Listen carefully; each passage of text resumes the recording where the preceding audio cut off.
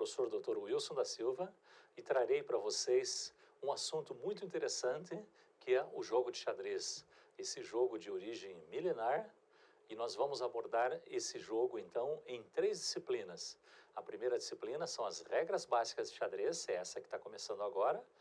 Nós teremos então 8 aulas explicando então as regras, movimentos e capturas do jogo. Na disciplina 2, metodologias de ensino de xadrez, nós teremos mais 8 aulas, onde eu abordarei como ensinar o jogo de xadrez. E na última disciplina, xadrez e educação, eu abordarei relações do xadrez com a educação. Ok, pessoal? Então vamos à tela para a gente abordar um pouquinho sobre a história do xadrez. Então observem aqui nessa linha do tempo do xadrez que eu preparei, vocês podem observar desde o surgimento do jogo de xadrez, por volta do ano 500 depois de Cristo, é o que a gente chama do período primitivo do jogo de xadrez, né? Depois nós temos um chamado período indiano do xadrez, que vai por volta de 500 a 600 depois de Cristo, né? O período chamado persa, né? Onde os persas foram os grandes praticantes do jogo, e aí o nome é Shatranj, né? O Chaturanga, né? Que a gente vê aqui do período indiano, o nome passa a ser Shatranj em função dos persas não terem determinadas letras que os indianos tinham, né? Na sequência, o período árabe, né? Que é a grande expansão do xadrez. Observem que o ano vai de 700 a por volta de 1400.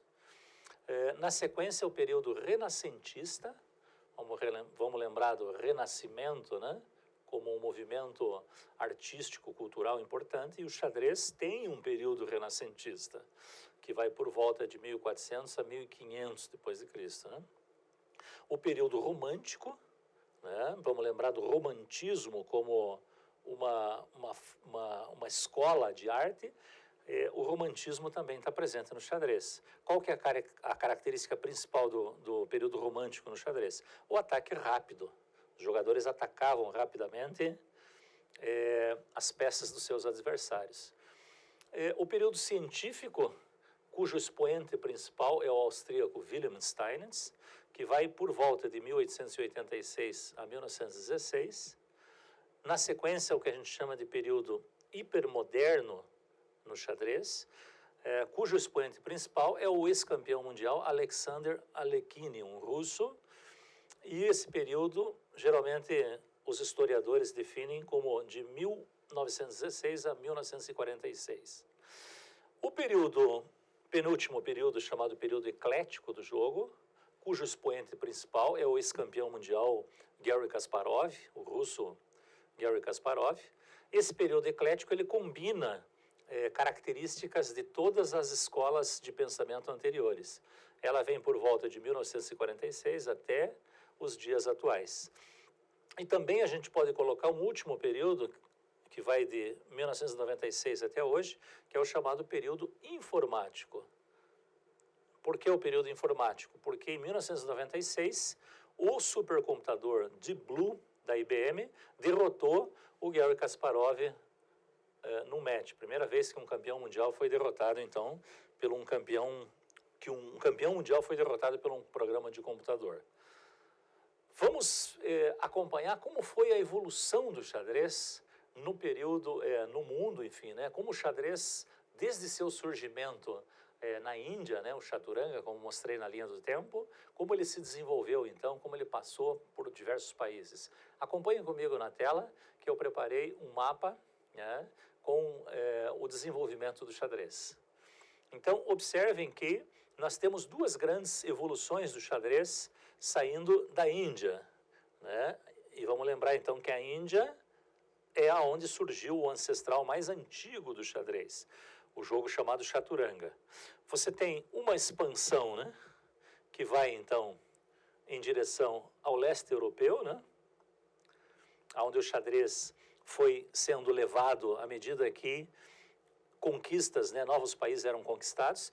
Você tem uma ramificação aqui pelo norte da África, né, e aí uma entrada para a Europa pela Itália e uma entrada pela Espanha, né? E você tem também uma expansão do xadrez que vai para a Ásia, né?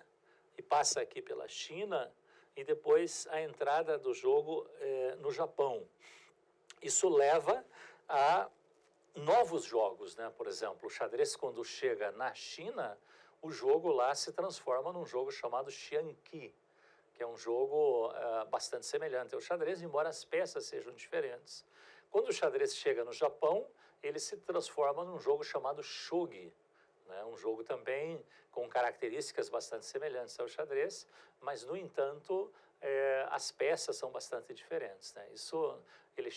O xadrez chega no Japão por volta do século IX, século X, mais ou menos. Vamos ver como é que foram as principais modificações do xadrez que ocorreram no século XV. Observe na tela comigo. Então, o chaturanga, como eu dizia para vocês, é o ancestral mais antigo conhecido do xadrez. É um jogo praticado na Índia, onde ele tinha algumas características, né? Observem nessa figura aqui da esquerda, observem que vocês podem ver 4 conjuntos de peça. Então, vocês têm peças, aqui está em cor branca, mas vamos pensar assim que elas seriam as amarelas. Nesse lado você tem as peças verdes, vamos dizer assim, as vermelhas nesse outro canto e as brancas desse outro lado, as pretas, desculpe, desse outro lado. Então, cada jogador, esse era um jogo jogado para 4 jogadores. Cada jogador tinha 4 peças. Então, ele tinha um barco, uma peça que não existe mais, né? O barco está aqui, ó, vocês podem ver. O cavalo, que nunca mudou, sempre teve o cavalo. Um elefante, que já não tem mais. E o rei, que sempre teve. E 4 peões, que são essas pecinhas, como vocês podem ver aqui, ó. Está assinalado o peão, né? O barco está assinalado aqui, né? O rei é sempre o mesmo símbolo. E o elefante, que é uma peça que não tem mais. Então, esse jogo, ele tinha uma característica muito interessante, que era o seguinte: primeiro 4 jogadores jogavam e não 2, como é praticado hoje em dia. Cada jogador, então, tinha 8 peças, como vocês viram ali na figura. E ele tinha uma característica que era um jogo de sorte e azar. Arremessava-se um dado, e a face do dado definia a peça que seria movida. Então, não era um jogo que tinha tanto raciocínio, porque você podia raciocinar só sobre a escolha que o dado te dava. O dado definia a peça que seria movida. Então, esse jogo passa por algumas evoluções que eu vou mostrar para vocês agora aqui na tela. Observem comigo. Primeira coisa é que os jogadores formam alianças em diagonais. Então, esse jogador que está aqui com as amarelas, ele forma aliança com o jogador que está com as vermelhas. Uma aliança em diagonal aqui. O jogador que está com as peças verdes forma aliança com o jogador que está com as peças pretas. Forma uma outra aliança em diagonal. Então, já não é mais um contra todos, um contra o resto. Na verdade, são 2 contra 2. Então, essa é uma primeira evolução que acontece. Observem a segunda figura aqui na direita, mais embaixo. Ela mostra a segunda evolução. A segunda evolução é que os jogadores que se uniram em diagonais, eles passam para o mesmo lado do tabuleiro. E aí vocês ficam só com 2 cores, peças de cor clara, geralmente brancas, e peças de cor escura, geralmente pretas. E aqui, nesse momento que o jogador passa para o mesmo lado, os indianos começaram a experimentar uma variação que era só com 2 jogadores. Ou seja, em vez de um jogador ficar com 8 peças, cada jogador ficava com as 16 peças de cada lado. Então, isso define já mais ou menos o que seria o nosso xadrez moderno. É claro que naquele momento ali, ainda você tinha um problema. Uma vez que as peças de 2 jogadores passam para o mesmo lado do tabuleiro, você acaba tendo 2 reis. E o rei é a peça soberana, a peça mais importante do jogo. Então, como resolver esse problema? Você não pode ter 2 reis, tem que ter um só. O comandante é um só. Então, eles transformam um rei não em rainha, não em dama, como é o xadrez moderno, mas transformam o rei numa outra peça, ou seja, num auxiliar ao rei. Vejam comigo aqui na tela, que vocês podem ver essa modificação. Observem comigo. Então, vocês têm essa peça, que é uma espécie de ministro, né? Observem o ministro aqui, e o rei está do lado. Rei é essa peça que está aqui. O rei está aqui do lado. Então você não tem ainda a peça rainha, a peça dama, que é uma modificação interessante que nós vamos ver no próximo slide.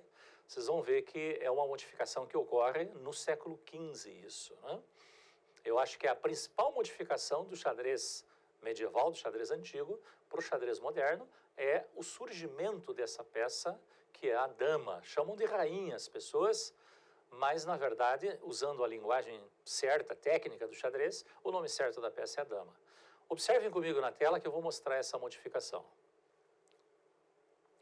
Então, aqui vocês têm as modificações que ocorreram no século XV. Ó, estamos falando do período renascentista do jogo.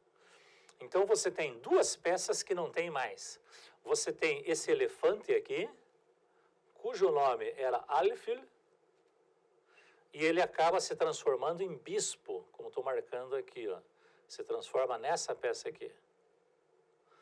Né? Você tem um movimento aqui da peça, né? Olha como ele se movia, né? Ele podia se mover uma casa em diagonal, né? Casa que ele se encontrava, uma casa na diagonal. E ele podia saltar, então, uma casa intermediária. Já o bispo é uma peça mais potente que o Alfil. Ele pode se mover para qualquer casa ao longo da diagonal. Em alguns países, o bispo ainda se chama Alfil. Em espanhol, por exemplo, vocês vão olhar que o nome da peça, eles não chamam bispo, chamam Alfil, Alfil. E essa peça aqui, que eu estou marcando agora, que é o alferza, né, o alferes, ele acaba se transformando, então, na dama atual. Ele ganha, não é só o nome e o desenho da peça que muda. O poder da peça se modifica bastante. Observem que o alferza podia se mover uma casa na diagonal em que se encontrava. E já a dama, né, para quem joga xadrez, ou quem não joga e está aprendendo aqui com o curso, a dama se move por todas as casas, numa vertical, numa horizontal ou numa diagonal. Ou seja, uma dama no centro do tabuleiro ameaça 27 casas ao mesmo tempo. É a peça mais poderosa do jogo, né? A mais importante é o rei, mas a mais poderosa é a dama. Então, essa modificação, muitas pessoas me perguntam, quando ocorreu? Agora vocês já sabem, ocorreu no século XV, né? Na Itália, na Renascença, né? Nesse período renascentista, né? E aí nós temos a base do xadrez moderno. Do século XV para cá, para o século XXI, que é o nosso século, né? A gente não tem quase nenhuma modificação importante que mereça crédito. Então, se vocês pudessem voltar no tempo, se tivesse uma máquina do tempo, a gente voltasse para o século XV, você poderia jogar o xadrez quase com as regras modernas. Bom, é isso aí, pessoal. Essa é a nossa primeira aula sobre as regras básicas de xadrez. Aqui eu mostrei para vocês a história, um pouquinho da história do xadrez. É importante se conhecer a história daquele esporte que você está praticando, e xadrez é um esporte. Na próxima nós vamos abordar regras de movimento, regras de captura, né? Como ganha o jogo, como empata o jogo. Então, é isso aí, pessoal. Até a próxima aula. Abraço para vocês.